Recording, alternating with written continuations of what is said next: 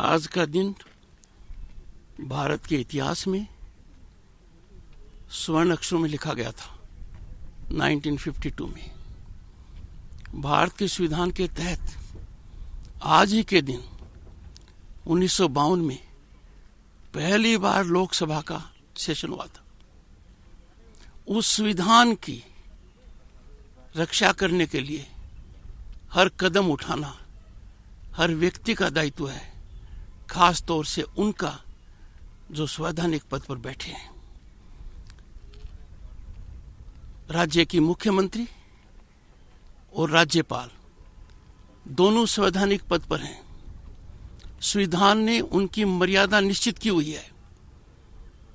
मुख्यमंत्री की मर्यादा है कि वो संविधान को अपहोल्ड करें, संविधान के अनुसार काम करें, संविधान के दायरे में काम करें। और राज्यपाल का दायित्व है वो संविधान को प्रिजर्व करे, प्रोटेक्ट करे, डिफेंड करे। और अनुच्छेद 159 के तहत राज्यपाल की ड्यूटी है संविधान के अंतर्गत जनता की सेवा करे।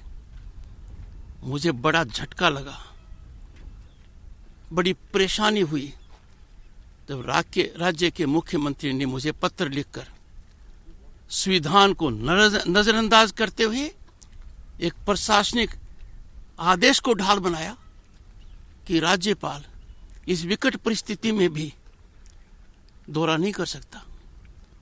राज्यपाल को अपनी मुट्ठी में करना, संविधान का अनादर करना, एक प्रशासनिक आदेश को संविधान के ऊपर मानना, यह प्रजातांत्रिक व्यवस्था के विपरीत है।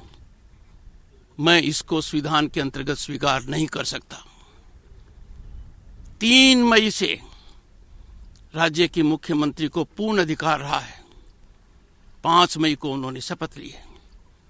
10 दिन तक इंतजार करने के बाद जब पूरे प्रांत से, देश और विदेश से मेरे पास समाचार आए, लोगों ने मेरे सामने प्रश्न खड़े किए, मुझे कटघरे में रखा कि महामहिम राज्यपाल, ऐसी विकट परिस्थिति में आप क्या कर रहे हैं?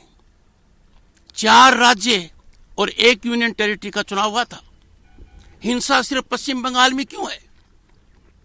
और जगह सत्ता कंटिन्यू हुई है, पावर का ट्रांसफर हुआ है, वहां ऐसा क्यों नहीं होता है? प्रजातांत्रिक मूल्यों को पर क्यों कुठाराघात किया जा रहा है? मैंने सरकारी तंत्र को आगाह किया, उनसे जानकारी मांगी। मुझे जानकारी के रूप में कुछ नहीं मिला।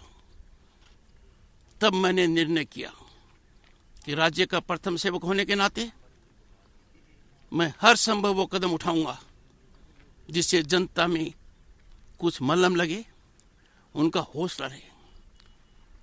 क्या कोई कल्पना कर सकता है कि विश्व की सबसे बड़ी डेमोक्रेसी में अपने विवेक के अनुसार, अपने मन के अनुसार वोट देने की कीमत मौत है,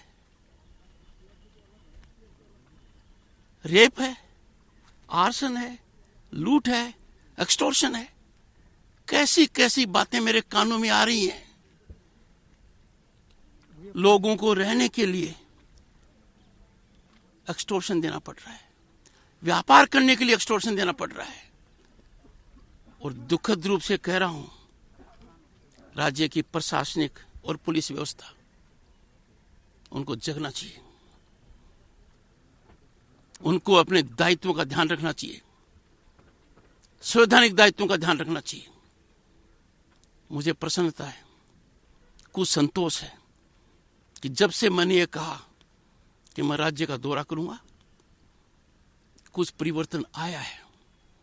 कुछ लोग जो दूसरे प्रांत में गए थे वो वापस आ रहे हैं, पर पलायन सिर्फ एक प्रांत से दूसरे प्रांत में नहीं हुआ है। सैकड़ों गांवों से लोग अपने को बचाने के लिए, जीवन रक्षा के लिए अपने घरों को छोड़ गए।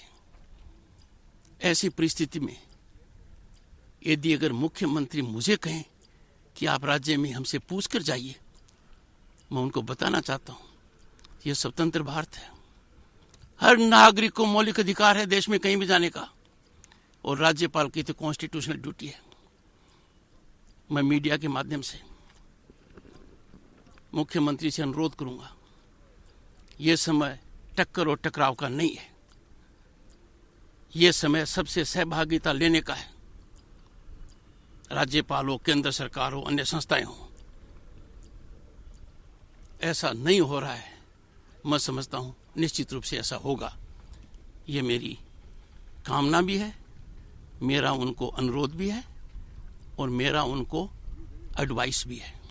मैं आज जाऊंगा, उसके बाद चर्चा करूंगा, पर मैं आपको ये बता दूं, ऐसा भयावह वातावरण,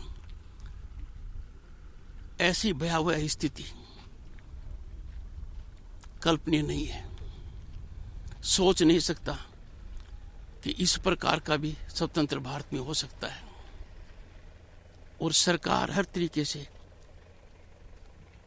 फील गुड फैक्टर करे, उचित नहीं है। तो कहाँ दौरा करेंगे? मैं शाम तक यहाँ रहूंगा, अफेक्टेड जगह जाऊंगा, सर्किट हाउस में लोगों से चर्चा करूंगा और सबको एक अनुरोध करूंगा, संकट देश के सामने है कोविड का, संकट प्रांत के सामने है कोविड का, और इस भय के आतंक का हमें पॉजिटिव अप्रोच से, सकारात्मक रवैये से, नेगेटिविटी को अलग कर आगे बढ़ना है। भारत की मूल भावना है, उसके अनुरूप सबको कार्य करना चाहिए। यही मैं आपको कहूंगा।